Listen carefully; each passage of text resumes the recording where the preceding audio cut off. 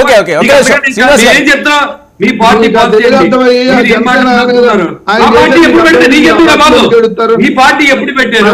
మీ నాయకుడు ఎన్నో జైల్లో ఉన్నాడు, మీ నాయకుడు ఎన్నాళ్ళు కోర్టు కేసులు తిరిగాడు, ఎన్ని వాయిదాలు అడిగితే ఎలా ఉంటుంది కష్టమాను? ఎక్కడో కావాలి కాబట్టి అవన్నీ వదిలే. ఓకే ఒక్క నిమిషం అండి శ్రీనివాస్ గారు శ్రీనివాస్ గారు శ్రీనివాస్ గారు శ్రీనివాస్ గారు పెట్టారు, ఎన్ని వాయిదాలు, ఎన్ని లక్షల కోట్లు సంపాదించారు, ఎంత లూటీ చేశారు? ఒక్క నిమిషం శ్రీనివాస్ గారు శ్రీనివాస్ గారు ఒక్క నిమిషం శ్రీనివాస్ గారు వినండి. ఇలా అయితే డిబేట్ జరగదు. వెయిట్ శ్రీనివాస్ గారు డిబేట్ జరగదు. ఇలా అయితే కష్టం. ప్లీజ్ వెంకటరెడ్డి గారు పాయింట్ లోకి రండి. మీరు ఏం చెప్పాలనుకున్నారు చెప్పండి. సరే అండి వినండి సరే ఓకే ఓకే సరే అండి ఓకే 16 ఏళ్ళు అయిపోయింది. మీరు సక్సెస్ అయ్యారు, వాళ్ళు ఫెయిల్ అయ్యారు. ఓకే నెక్స్ట్ ఏంటి?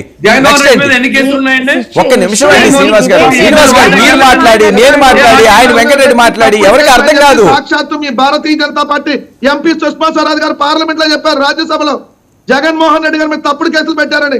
తలకాయ ఆడి పెట్టుకుంటారు ఇప్పుడు జనసేన. ఏం మాట్లాడతారు ఇప్పుడు చెప్పండి. ఇదే చంద్రబాబు నాయుడు చెప్పాడు, సోనియా గాంధీని ఎదిరించాడు కాబట్టి కేసులు పెట్టారని చెప్పి. వెంకటరెడ్డి గారు అక్కడే అయిపోతారా? మీ వైసీపీ కోసం చెప్తారా భవిష్యత్ ప్రణాళిక? వినండి నేను ఆపుతానండి. మీరు ఆ టాపిక్ ఎత్తకండి. అయిపోయింది కదా. మీరు కాదండి మీరు మాట్లాడవలసి మాట్లాడారు. అయిపోయింది. ఇప్పుడు వైఎస్ఆర్సీపీ 175 నియోజకవర్గాలు లిస్టు రెడీ అయిపోయిందట. వాస్తవా? ఓకే ఒక్కడే శ్రీనివాస్ గారు నేను ఆపుతాను. వెంకటరెడ్డి గారు 175 నియోజకవర్గాలు లిస్ట్ రెడీ అయిందట, అభ్యర్థులు రెడీ అయిందట, ఇన్ఛార్జ్లో అభ్యర్థులు వాట్ ఎవర్ ఇట్. వాస్తవాది ఈ రోజు రేపు అంటున్నారు, ఈ రోజే అన్నారు. ఒక 10-15 తప్ప మిగిలిన రెడీ అయిపోయినాయి సార్ ఆల్రెడీ. ఎంపీలు ఎమ్మెల్యే అభ్యర్థులు మేము అంతకుముందు కూడా 175 అసెంబ్లీ సీట్లు 25 పార్లమెంట్ కి 2019 ఎన్నికలప్పుడు కూడా ఒకేసారి లిస్ట్ రిలీజ్ చేసాం. ఎన్నికల కంటే ముందు, నామినేషన్ కంటే ముందు. నందిగాం సురేష్ గారిని ధర్మాన ప్రసాదరావు గారు అనౌన్స్ చేసినట్టున్నారు. ఇప్పుడు అదేనా సెంటిమెంట్ గా వాళ్ళే అనౌన్స్ చేస్తారా? సీట్లు నందిగాం సురేష్ గారు ఎంపీ సీట్లు ఇద్దరు ఇడుపులపాయలో జగన్మోహన్ రెడ్డి గారు ఒక పక్క, ధర్మాన గారు ఒక పక్కన నందిగాం సురేష్ గారు ఉండి రిలీజ్ చేశారు. మా సీట్లుగా డిసైడ్ చేసేది ఎవరైతే జగన్మోహన్ రెడ్డి గారు కదా సార్. మా గుర్తు ఫ్యాన్ గుర్తు 175 సీట్లకి బీఫాము ఫ్యాన్ గుర్తుపై ఇస్తారు.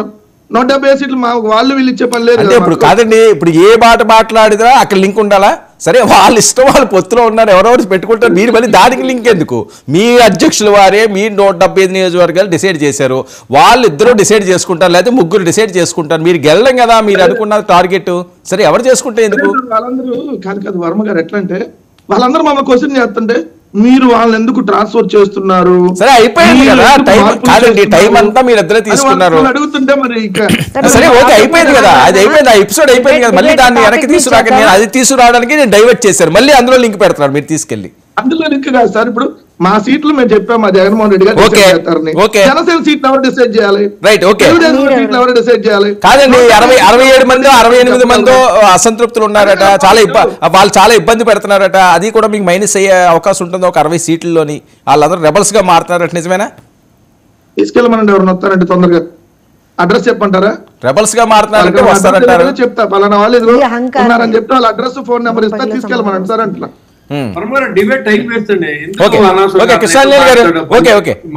కృష్ణాంజనేయులు గారు చాలా కాన్ఫిడెంట్ గా ఉన్నారు. ఇందాక మీరు ముందే చెప్పినట్టుగా ఒక 10-15 లేవట్ అంతే. మిగతా అన్ని కూడా ఆల్మోస్ట్ మేము సిద్ధంగా ఉన్నాము.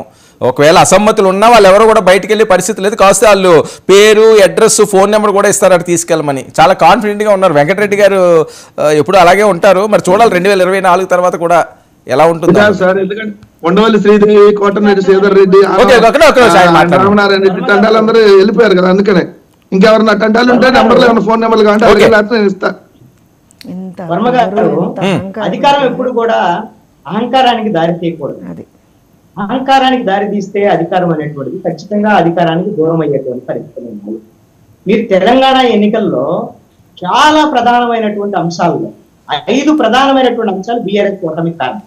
దాంట్లో మొట్టమొదటిది కేసీఆర్ అహంకార పూరితమైనటువంటి వైఖరి పోవాలి, ప్రభుత్వం మారాలి అనేటువంటి చిచ్చు జరిగింది. ఇప్పుడు జగన్మోహన్ రెడ్డి వ్యవహార శైలి కూడా వాళ్ళ ఎమ్మెల్యేల విషయంలో కనీసమైనటువంటి అపాయింట్మెంట్లు ఇవ్వకుండా మా ఇష్టారాజ్యంగా మేము మార్చేస్తాం, సార్ ఈ పాడిందే పాట ఆపండి సార్ కృష్ణారెడ్డి గారు, మీకన్నా బోరు కొట్టట్లేదా? అపాయింట్మెంట్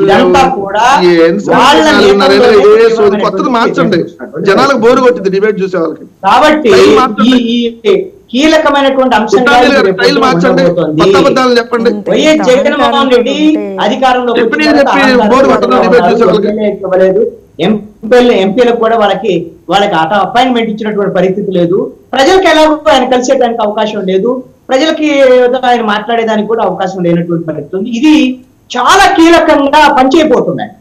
ఇప్పుడు డిబేట్ లో వెంకటరెడ్డి గారు లాంటి వాళ్ళు మాట్లాడినటువంటి మాటలో ఇది మరింత నష్టం కలిగిస్తే వైఎస్ఆర్ కాంగ్రెస్ పార్టీ, దాంట్లో ఎటువంటి సందేహం లేదు. నేను ఒక్క పాయింట్ చెప్పదలుచుకున్నా, ఈ రోజున మీరు డిబేట్ లో తీసుకున్నటువంటి అంశంలో ప్రధానమైనటువంటి అంశంగా ఉన్నటువంటి దాంట్లో ఆంధ్రప్రదేశ్ లో అసలు వచ్చే ఎన్నికలు, ఇప్పటి వరకు జరిగినటువంటి ఎన్నికలు అప్రజాస్వామికంగా జరిగాయి. మొత్తం దొంగ ఓట్లు కానివ్వండి, లేక ప్రతిపక్షాలకు ఉండేటువంటి పరిస్థితి కానివ్వండి, అదే విధంగా వ్యవస్థ రేపొద్దున భవిష్యత్తులో కూడా జరిగేటువంటి జనరల్ ఎలక్షన్స్ కూడా ఇదే తరహాలో అప్రజాస్వామ్యంగా జరిగేటువంటి పరిస్థితులు ఉన్నాయి. పరిస్థితుల నుంచి కాపాడుకునేటువంటి దాంట్లో తెలుగుదేశం జనసేన పార్టీలు వైఫల్యం చెందాయని నేను అనుకుంటున్నానండి. ఎందుకు అనంటే ఆల్రెడీ ఎన్నికల ముంగిట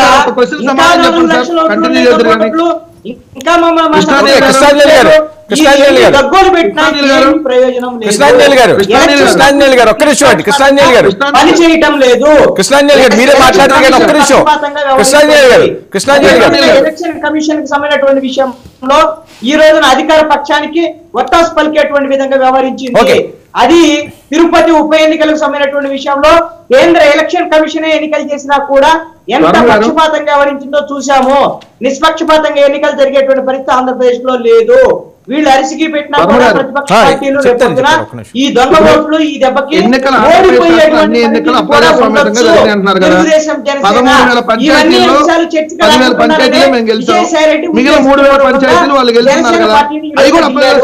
జనసేన పార్టీకి సంబంధించినటువంటి విషయం వాళ్ళ గుర్తింపు లేదు అని అంశాన్ని ఇవన్నీ డైవర్ట్ చేయడంలో భాగం ఈ రోజున ప్రజాస్వామికంగా ప్రజాస్వామ్య మాట్లాడుతున్నారు. ఒక్క నిమిషం కృష్ణాంజలి గారు, కృష్ణాంజలి గారు ఈ రోజున అడ్డుకోవటంలో తెలుగుదేశం జనసేన ఈ సంవత్సర కాలంలో పక్షపాతంగా ఉన్నటువంటి పరిస్థితుల్లో ప్రజల దగ్గరికి వెళ్ళి ఎలక్షన్ కమిషన్ వ్యవస్థ కూడా నిర్వీర్యం అవుతుంది, ప్రశ్నించాలి అని ప్రజల తరఫున ప్రజల మంచికి వెళ్ళిన తెలుగుదేశం జనసేనకైనా రేపొద్దున ప్రజల ఎజెండాకైనా మార్చుకుంటే తెలుగుదేశం జనసేనకు ఉపయోగమయ్యేటువంటిది అసలు ఎన్నికలు చేసేటువంటి పరిస్థితులు కూడా లేవు అని చంద్రబాబు నాయుడు చెప్పాడు. పెడుతున్నారు బైండ్ వర్క్